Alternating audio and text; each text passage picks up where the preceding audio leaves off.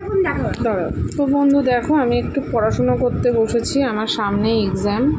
তো আমার ছেলে আমাকে বলছে কি করে পড়বো, কি করব। আরে মা, আমি কম্পিউটার শিখি তো, আমি বলে এইসব পড়তে হবে না।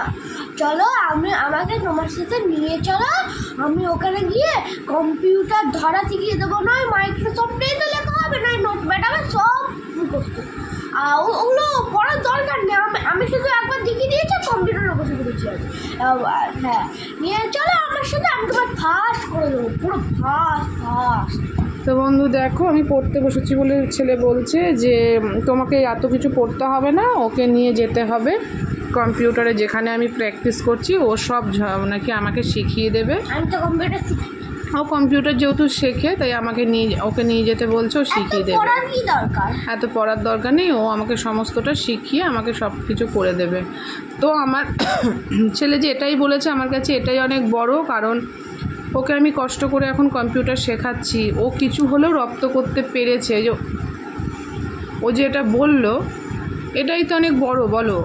হয়তো আমার পড়ার সিস্টেমটা আর ওরটা আলাদা, ও যেহেতু এখন ছোটো, কিন্তু ও যে এটা বলেছে, এতে আমি একটা জিনিস পেলাম যে না, আমার ছেলে কিছু রপ্ত করতে পারছে, আমার টাকাটা জলে যাচ্ছে না। তো এটা আমার খুব ভালো লাগলো, ওর মধ্যে যে কনফিডেন্সটা আছে। তো যাই হোক, তোমরা সবাই আমার ছেলেকে একটু ভালোবেসো, আশীর্বাদ করো, ও যেন বড় হতে পারে। তো চলো, এখনকার মতন আর একটু বাবা গুড মর্নিং বলে দাও সকল বন্ধুকে। Good morning. ভালো করে বলো। Good morning. তো আমার ছেলে কিন্তু তোমাদেরকে গুড মর্নিংও বলে দিয়েছে। তো চলো, তো ভিডিওটা আমি এখানেই শেষ করছি। সকাল থেকে কী কী করবো, আজকে আবারও যাবো প্র্যাকটিস টেস্টে, তো সেই জন্য ও বললো ওকে নিয়ে যেতে বলছে।